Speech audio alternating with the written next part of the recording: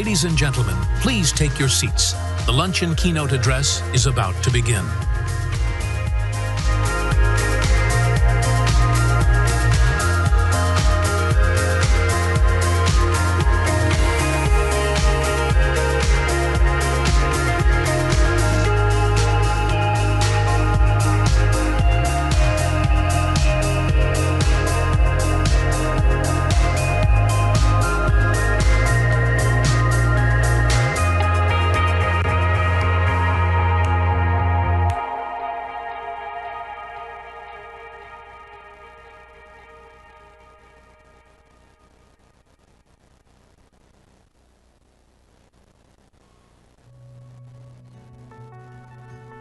Ladies and gentlemen, please welcome to the stage member of the Board of Trustees of the Ronald Reagan Presidential Foundation and Institute, the Honorable Gerald Parsky.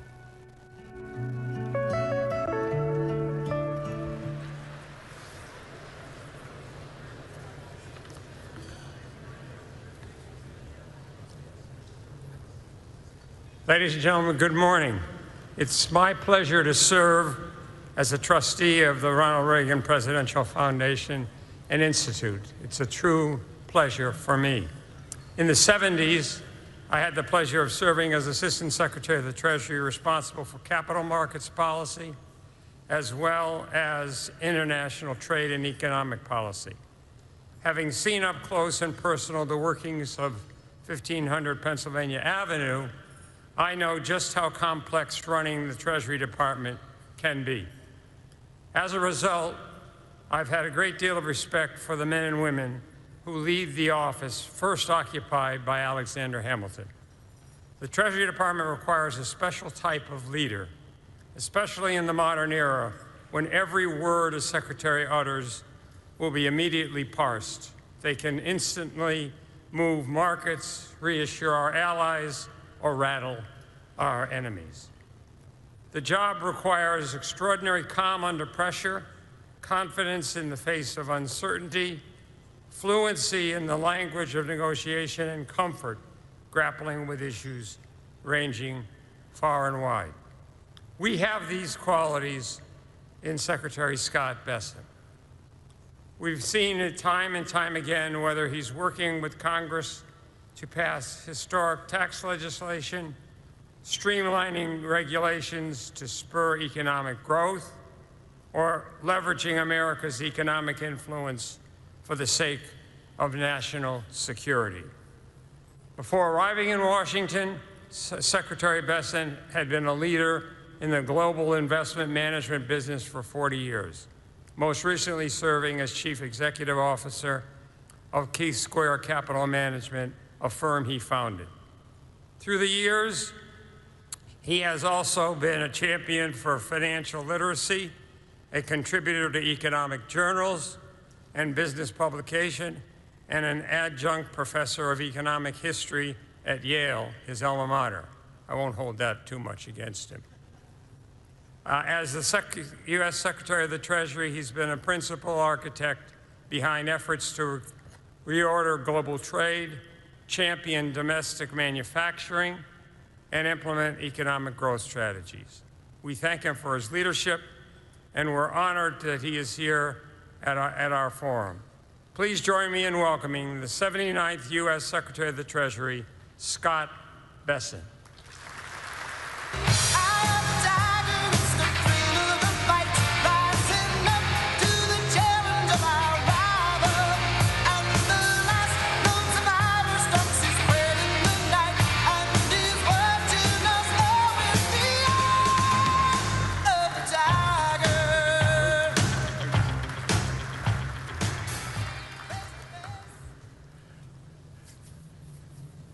Good.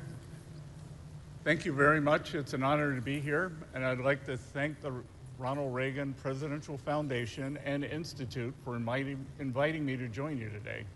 Of course, this year's forum carries special significance as we celebrate 250 years of the American story. But milestones of this magnitude demand more than ceremony. They ask something of us. They invite us to reflect not just on the creation of our country, but on its condition. And as we focus today on America's economic future, they compel us to confront and correct decisions that have diminished our sovereignty in recent decades.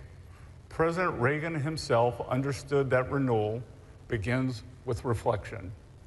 One thing that has made our republic great, he said, is that we don't hide from our mistakes. We learn from them.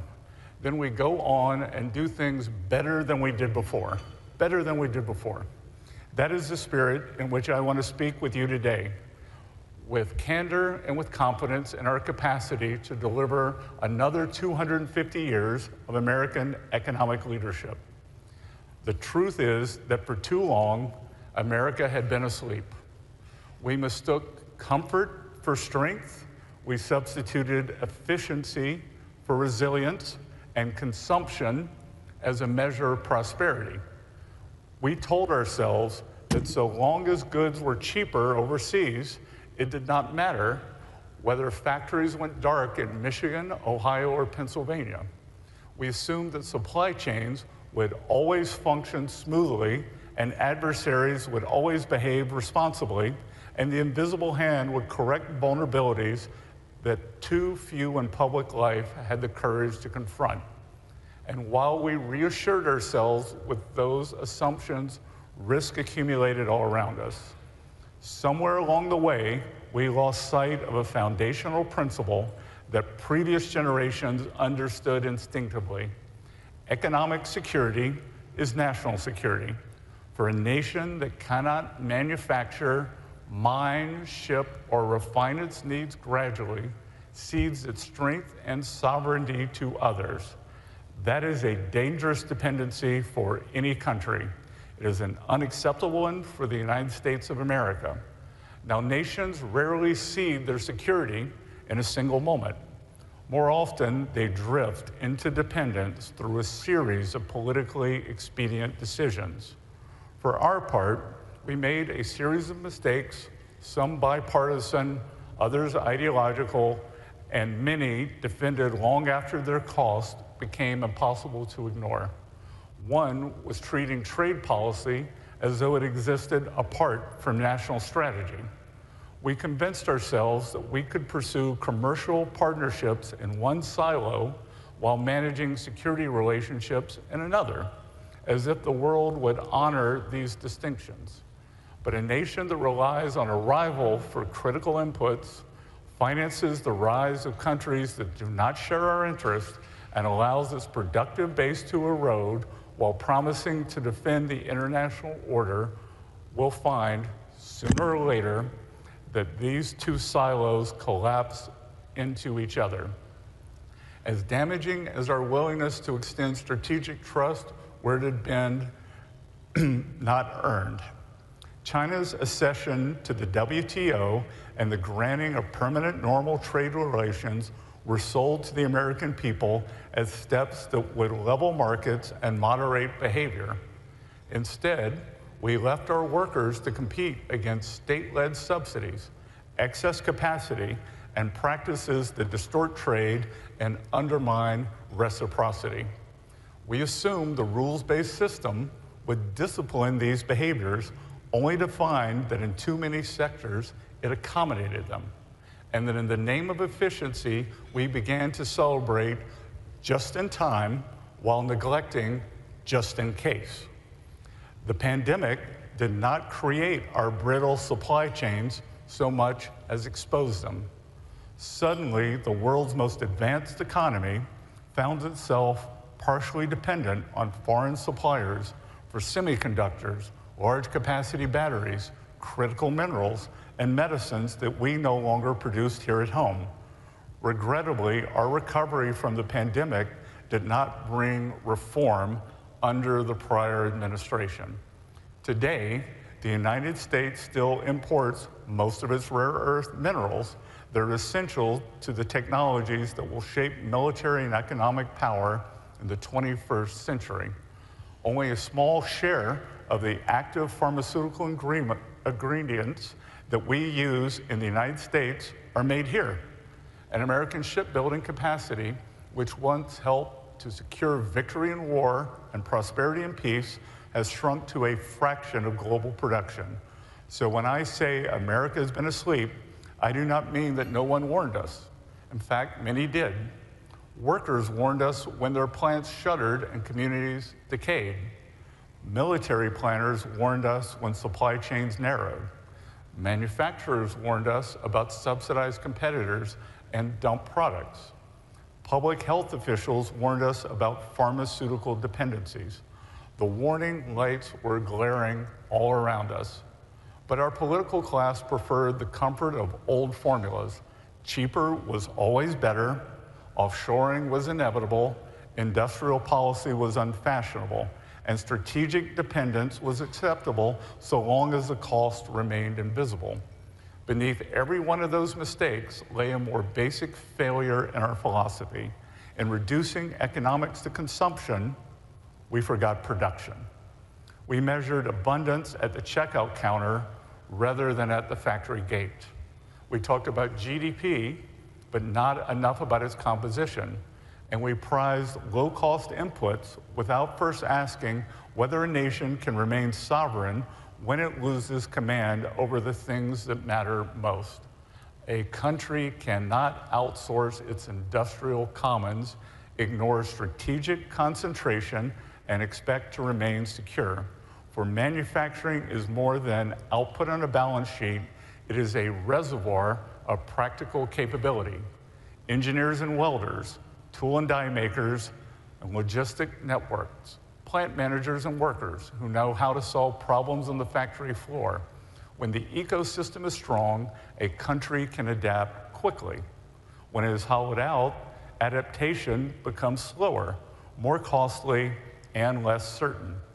We saw this during COVID and the scramble for ventilators, masks, and other medical equipment. We saw it again as the war in Ukraine reminded the world that high-intensity conflict consumes weapons and munitions at a pace far beyond peacetime assumptions. Surge capacity cannot be conjured overnight. It must be built before a crisis arrives. And a country that allows its industrial base to shrink in the quiet years should not be surprised when it struggles to replenish stocks in the dangerous ones. In a crisis, the nation with a broad and skilled industrial base has options. The nation that has hollowed out that base only has excuses. America should never again put itself in a position where its security depends on supply chains it does not control, factories it no longer maintains, or skilled trades it failed to preserve. That is why the president's agenda matters. Reasonable people can debate the calibration of any particular instrument, but the central strategic insight is undoubtedly sound. Trade policy, industrial capacity, and national security are inseparable. And to allow foreign dependencies to degrade any one of these domains is to allow them to define America's future. So on his first day back in office, President Trump issued the America First Trade Policy Memorandum, a sweeping directive to Treasury, Commerce, Homeland Security, USTR, and other agencies to stop treating trade as a technocratic afterthought instead of an instrument of national strategy. Last April, the president declared a national emergency tied to the cumulative effects of foreign trade practices and announced reciprocal tariff actions framed explicitly around national and economic security. Again, people can debate design, sequencing, and scope. Healthy democracies should debate those questions, but no one should miss the larger point.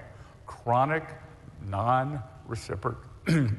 reciprocal agreements, industrial hollowing, and strategic import dependence are not questions of commerce alone. They are fissures in our country's foundation. A few weeks later, President Trump signed executive action on processed critical minerals and derivative products under Section 232, expressly linking import dependence to risks for national security, defense readiness, and price stability, and economic resilience. Some have tried to weaponize critical minerals against us, but this administration is ensuring they will not succeed. On maritime strength, President Trump signed an executive order to restore America's maritime dominance, established a new Office of Maritime and Industrial Capacity at the National Security Council, and called for a maritime action plan to rebuild U.S. shipbuilding capabilities. This is what it looks like to connect industrial capacity, logistics resilience, workforce development, and national security in one strategic frame. Finally, on pharmaceuticals, President Trump signed an executive order to fill the strategic active pharmaceutical ingredients reserve so that America is never again caught flat-footed when access to critical drug components is at risk. Last month, the White House also highlighted further action to impose tariffs on patented pharmaceutical products while noting parallel Section 232 investigations involving personal protective equipment, medical consumable devices, and robotics. The strategic message is unmistakable. Supply chain resilience in medicine will no longer be an afterthought. This broader reorientation is also visible in the administration's trade agenda for 2026 as we work to secure reciprocity, strengthen domestic production, and align America's external economic relationships with our core national interests. Taken together, these efforts reflect the broader principle that President Trump has articulated clearly. Economic security is national security. But let me be direct about what that doctrine does not mean. It does not mean retreating from the world. On the contrary, it means engaging with it on a stronger, fairer, and more sustainable terms. It does not mean severing ties indiscriminately. It means distinguishing healthy interdependence from dangerous overdependence. It does not mean rejecting efficiency. It means refusing to worship efficiency when efficiency leaves our nation exposed. And it does not mean treating allies and adversaries alike.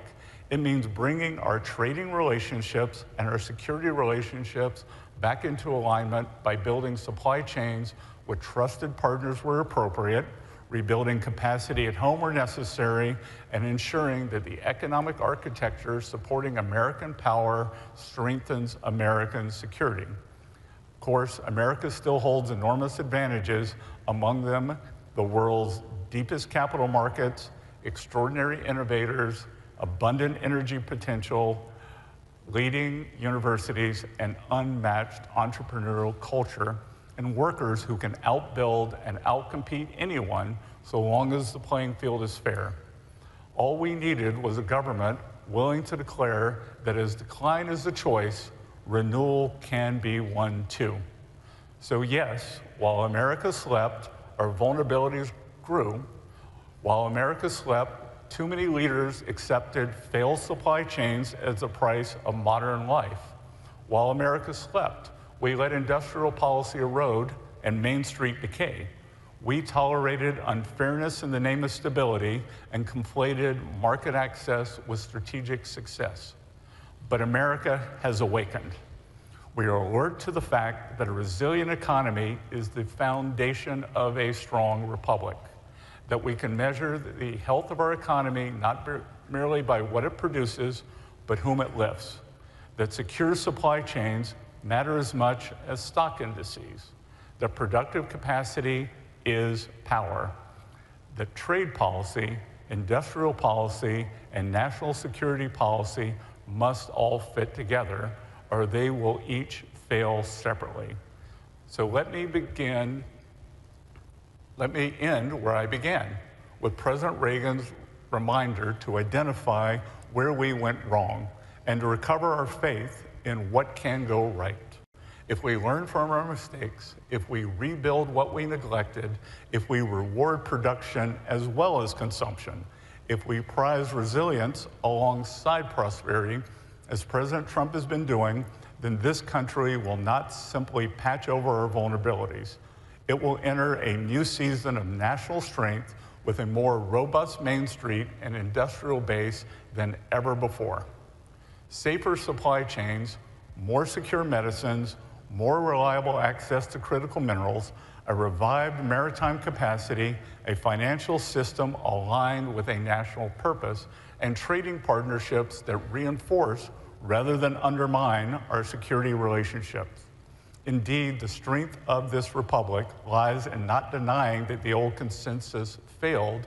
Instead, we must restore resilience where complacency took hold, rebuild capacity where dependence took root, and above all, recover the confidence to believe a nation that knows how to build, invent, produce, and lead is never destined for decline. While America slept, our vulnerabilities grew, but under President Trump's leadership, we are alert to the risk we can no longer ignore and attuned to the responsibility we can no longer defer. Under President Trump, we have awoken to morning again in America, and our best days, I believe, still lie ahead. Thank you all. I look forward to exploring these themes in further conversation with Larry.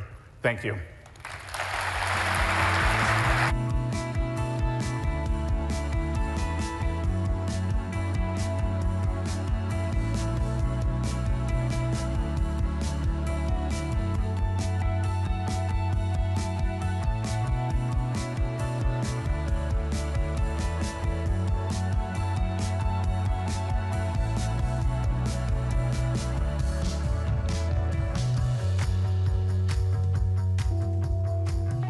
Ladies and gentlemen, please welcome to the stage the Honorable Lawrence Kudlow for our keynote conversation with the Honorable Scott Bessent.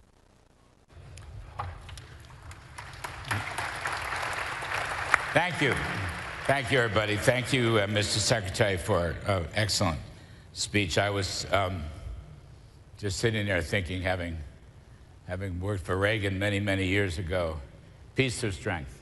Peace through strength. Peace through strength. It hasn't changed. It hasn't changed between those two bookends. And it's a terrific thing. Peace through strength, trust but verify. Exactly. And we'll get to that. I want to talk about the industrial economy because your points are very important. The America First trade policy, the economy is booming. But I must ask, as the world is waiting, I guess, for new information. The president is meeting with the cabinet. I'm sure you're plugged into this remotely. How do you read the situation? Are we close to a deal? The last Truth Social I got said basically they're looking at the issues, but the red lines have not changed with respect to denuclearization and no enrichment and reopening the Strait of Hormuz and no money in the next 30 or 60 days. It's a little sketchy, but the whole world is watching. The markets are positively reacting to it, so I thought I'd give you a chance to clarify the situation, give us your thoughts. Yep, so the president was very clear in the cabinet meeting what he was looking for on the straits, free and open access, as we saw before February 27th, and that Iran must give up their highly enriched uranium and cannot have a nuclear weapon. And to be clear, I think one of the things that has gone unappreciated and unnoticed here is this is the first time the Iranians have been willing to discuss the nuclear subject.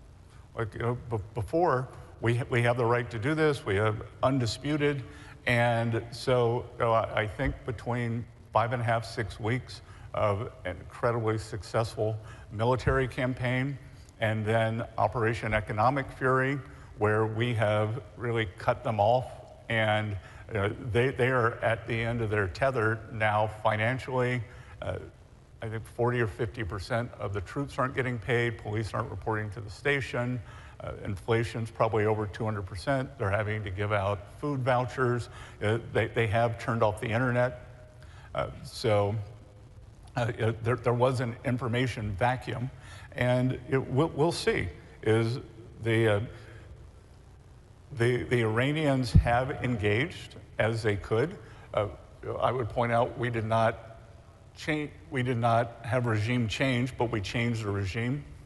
The first level leaders decapitated, the second level decapitated, so we're dealing with the third level, and it's very tough because on one side we have a theocracy With the clerics on the other side, we have a thugocracy with the IRGC, and you've got to convince both sides. You know, I think kudos to you. You're probably the most significant, most powerful, most successful wartime Treasury Secretary, certainly since World War II. You've closed them down. They are our enemies. In fact, Roger Zackheim reminds me, Reagan Institute did a poll, 80% of Americans believe Iran is an enemy of the United States. Now, we're the other 20%. I don't know who the other 20 are. They're all in New York and Connecticut. I'll leave that aside. But what you have done with the economic fury, you basically turned their water off. Maybe you want to say, how long can they go? They're not meeting payrolls, they're not meeting retirement, they're not showing up for work. You've closed down their offshore bank accounts, you've closed down their oil operations, you basically closed the whole place down. It's kind of all over but the shouting, it seems to me. Well, Treasury, we're doing the financial blockade, and the U.S. Navy, who, you want to talk about a group that hasn't been this active since World War II, it's the Navy. Yes. They've done an incredible job. And when I talked to General Kane and the Secretary Hegseth, they said, like, these young people aren't afraid. They want to fight. Like, this is what they signed up for. And some of the precision that where they blockaded the Iranian ports with virtually or perhaps zero intrusions have been amazing. Karg Island, which is the Iranian oil export facility, is shut down. You basically turned that off. The blockade did that. We think they have the lowest amount of oil on the water. Their only client is China. And I would point out that the Iranians made a very big strategic mistake because everyone said, oh, well, the Iranians attacked the GCC and the infrastructure, and that really makes them invulnerable. That on my side of my duties, they made my job so much easier because before, many of our great GCC Gulf allies were a little less than transparent about their banking systems. That, oh, no, we don't have any Iranian oil. And 2,200 the shells and missiles and drones here, 500 or 600 there, all of a sudden it's, oh, here, they have at it. So we've frozen Iranian bank accounts. After they started getting bombed by Iran. Yes, but it was a big strategic mistake failure on the financial side. And you jumped right in. And we jumped right in. And they've been very good partners. I believe that we have seized about $1 billion of their crypto.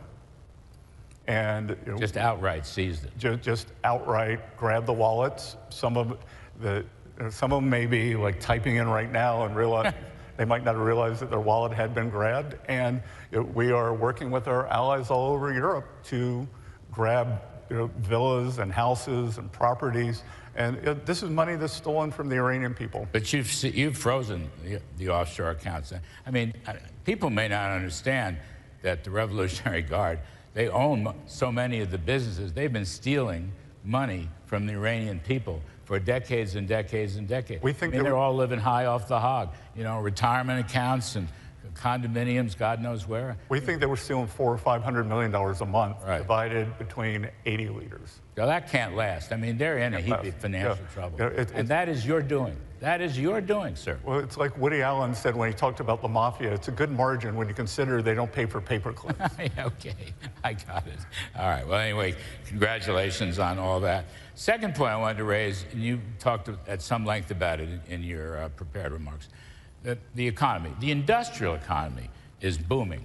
Despite gasoline prices and energy prices and the temporary effects of the war. Just some numbers. I mean, with $4.50 gasoline, which I might add is coming down, you're still growing. I mean, nearly 3% consumer growth from the latest numbers year on year. But the most extraordinary thing, and I think this is to your point about the trade reciprocity and the America First and being prepared, non-defense capital goods, business investment is growing over the past 3 months alone at nearly 19% at an annual rate. We haven't seen numbers like that. 10.5% year on year. So that's quite remarkable. Shipments growing at 12.5%, profits rising 17%, productivity at almost 3%, unit labor costs, which is the most basic, in a sense, inflation measure for the entire economy. Unit labor costs last 4 quarters, 1.2%. That's why I can't get too excited about a temporary gasoline bump. I mean, in effect, the trade deficit is narrowing. These one big, beautiful bill and other policies have been succeeding. It's been fantastic, and much of it is what you all did in Trump, the 1.0 Tax Cuts and Jobs Act. But through, I see Jason Smith here, that he was working a year in advance to get the one big, beautiful bill. That did not spring up. I see French Hill, Jody Arrington, they were all incredible in getting this across the line. I remember I went to Mike Johnson and said, Mike, when do you think you can get this out of the House? And he said, I said, and as one bill. And Larry, I want to give a shout out to you because Dr. Kudlow here said, you must have it as one bill. You cannot bifurcate this because if people start picking and choosing, then it's the end. So Larry insisted on one bill. Then Mike, Speaker Johnson, if we want one bill, how do we do it? Or when can we do it? And he said, I think I could have this out by Memorial Day. I said, hold please. I called up Newt Gingrich and I said, could this ever happen? And he said, it's ambitious. Okay, Mike, let's do it. And then as soon as he did that, they called Leader Thune and said, Speaker Johnson says it's going to come out of the House by Memorial Day. You think we could have a July 4th signing? And, okay. And everybody got it done. But I think it just speaks to the power of what we've done. We're never going to have to talk about a tax cut again because these are permanent. And I just think the power of permanence and certainty and knowing that you're going to be able to, like this full expensing just levels us up against so many other countries. Business is not a dirty word. Profit's not a dirty word. The reason that consumers have the income to spend at their kitchen tables, even with this temporary gasoline bump, is the success of these policies. And I think the permanence. We've never seen investment rates like this, probably not since the Reagan recovery from the Carter recession 40 some odd years ago. So supply side economics is working and the America First policies are working. So kudos to you for your implementation. Kudos to the president for sticking with it. Kudos to Jason and whoever else is here. I didn't know you were here. Good to see you. No change in policy. The war will end. We will go back to normalcy on energy. Look, the war will end. We'll get to the other side of this. The economy has been very resilient through all this. Look, for many families, it's not nothing, but it's been less than $200 in extra the gasoline cost. And I don't have it with me, but all the Democrats want to talk about now is beef and gasoline. I've got a sheet that has the 12 supermarket items. Last year was eggs. And eggs are down 90% now. Beef is highly idiosyncratic now because of some cattle disease down in Mexico and the dynamics of the herd, but chicken's down, many vegetables are down, so this groceries are actually down. So we'll see. But I can tell you, the one thing we're not going to do is what the Biden administration did, where they came out and said, it's a vibe session, the American people don't know how they're feeling. That was 21.5% stated CPI inflation. Real wages grew about 17%, so big, awesome purchasing power. But our friend Jason Trennert has something, I think it's called the Everyman Index of the Work. Common Man Index, and that was up 35 or 38%. So that was a 15% decline, 16% decline in real purchasing power, and Americans felt that. And the price levels have gotten elevated.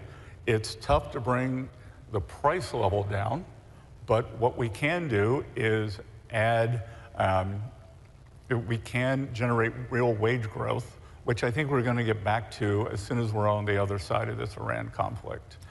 So you were mentioning in your talk, we are here at this conference celebrating 250th birthday of America and looking ahead for the next couple of 100 years. I can't help but ask you, are we really going to have a $250 bill with Donald Trump's picture on it? Well, the whole world is waiting. So for the 150th, there was a Calvin Coolidge coin. Oh, God, I love that. With his image on it. We are going to have the image of President Trump on a coin, and there is a proposed legislation in the House to put President Trump on the $250 bill.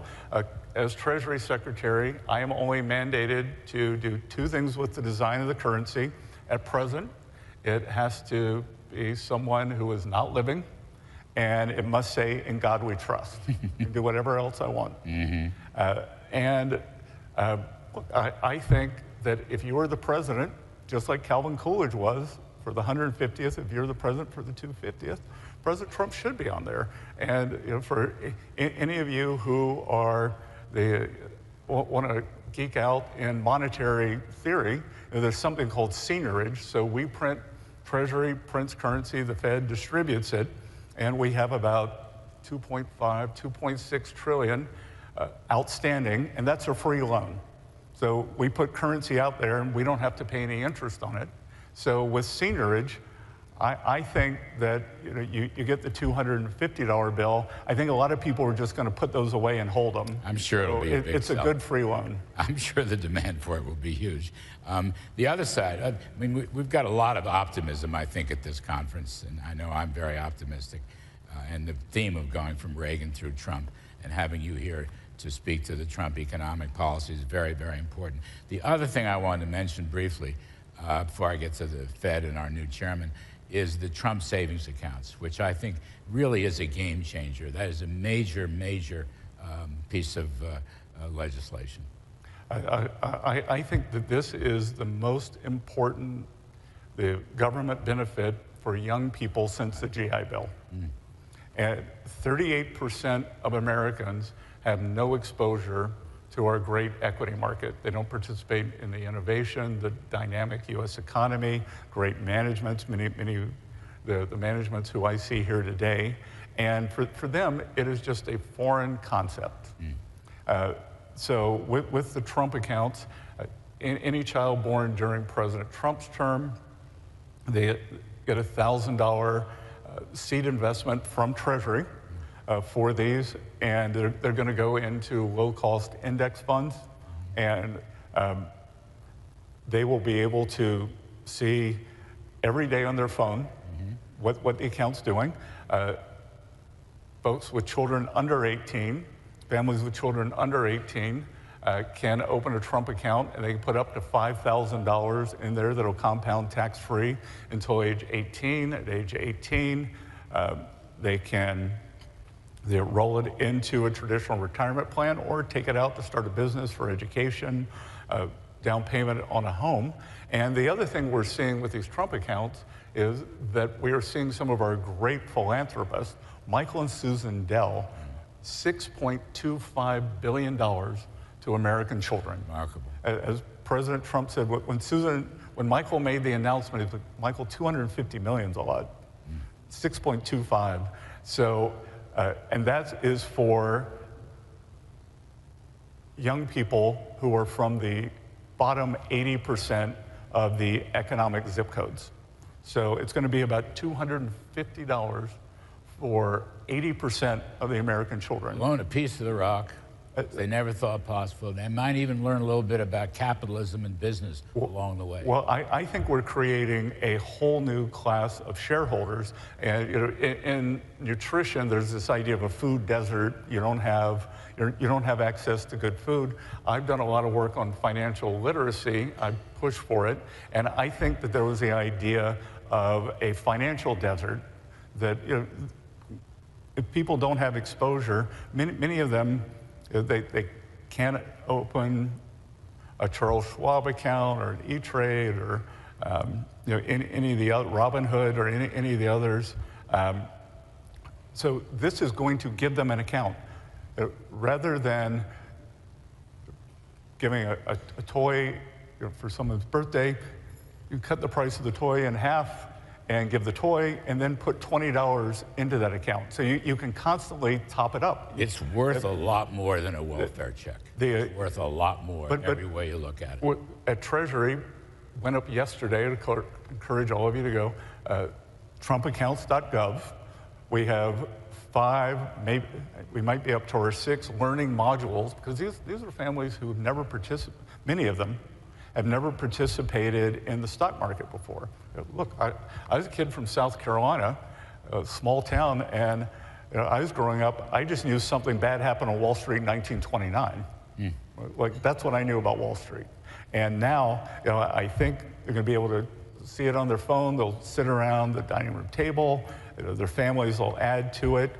Many states are going to top these up. So we've got 20 states so far that I think are going to add to these. And I do think it is a new kind of philanthropy, because now we have all these foundations. A lot of them do good work, but there's a lot of bureaucracy.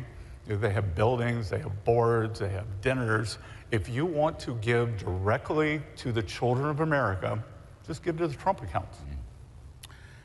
So, you just had breakfast with our new Fed chairman, Kevin Warsh.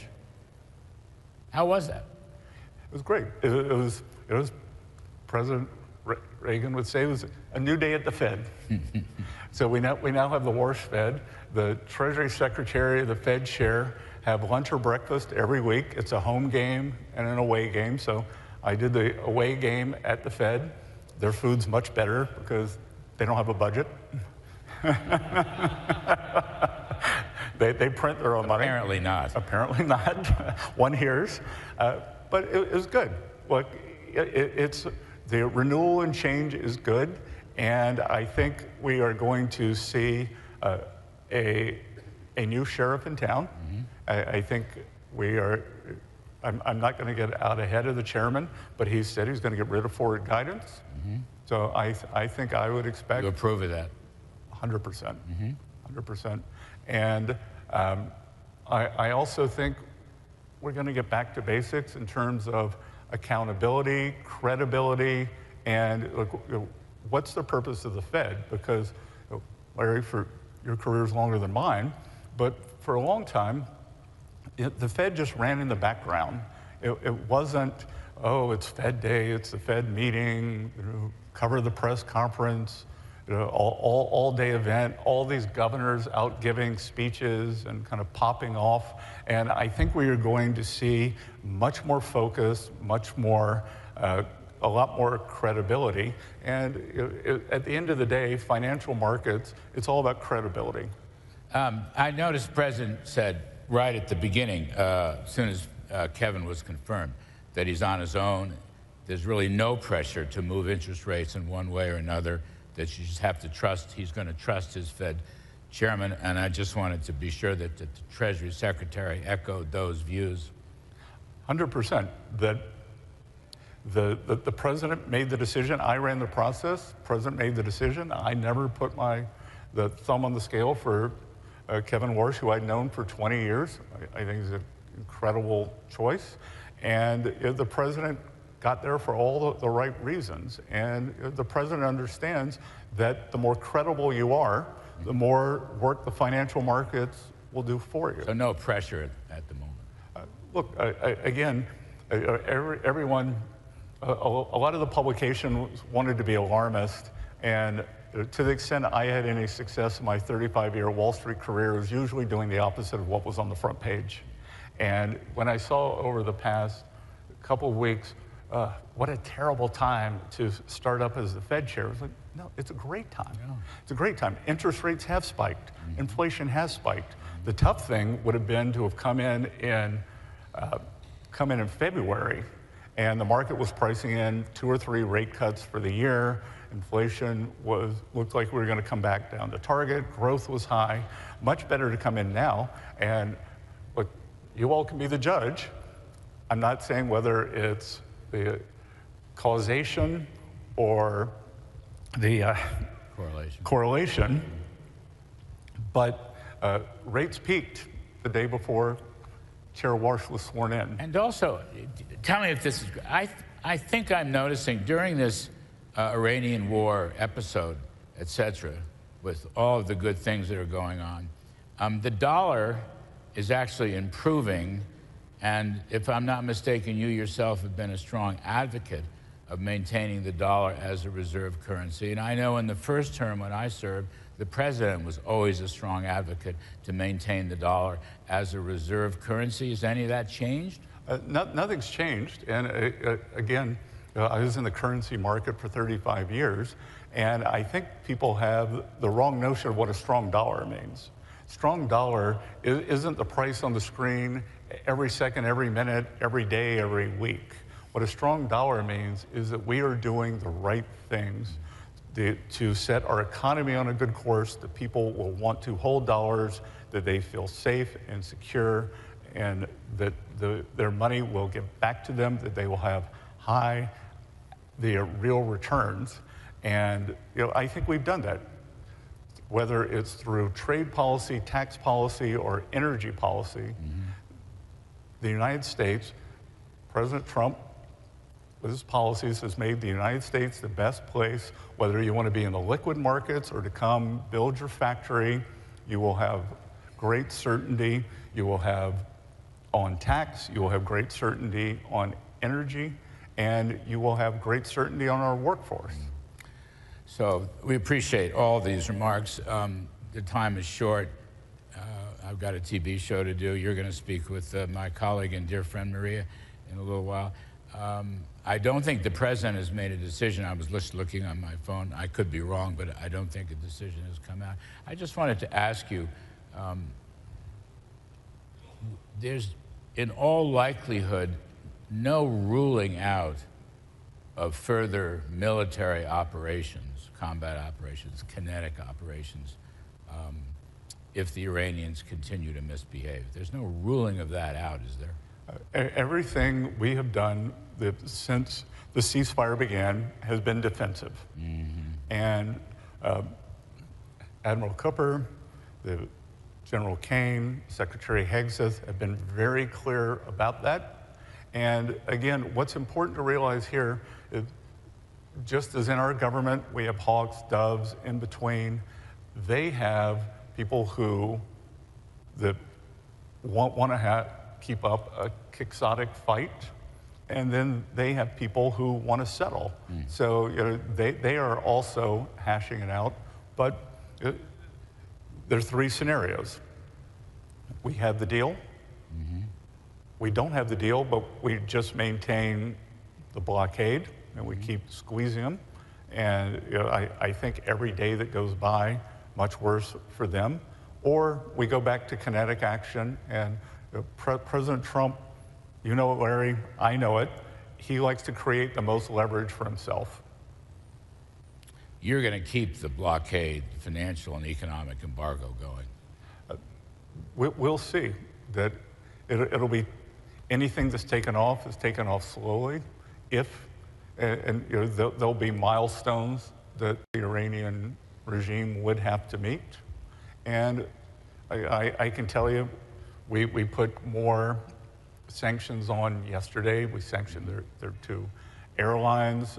We've got some other financial targets. There's a lot more that we can do if we have to. And there's some things that we can take off to help the Iranian people. Secretary Scott Bessent, good friend, Thank you for your service. Thank you for your good works for America. We appreciate it very much. Good. Well, thank you, Larry.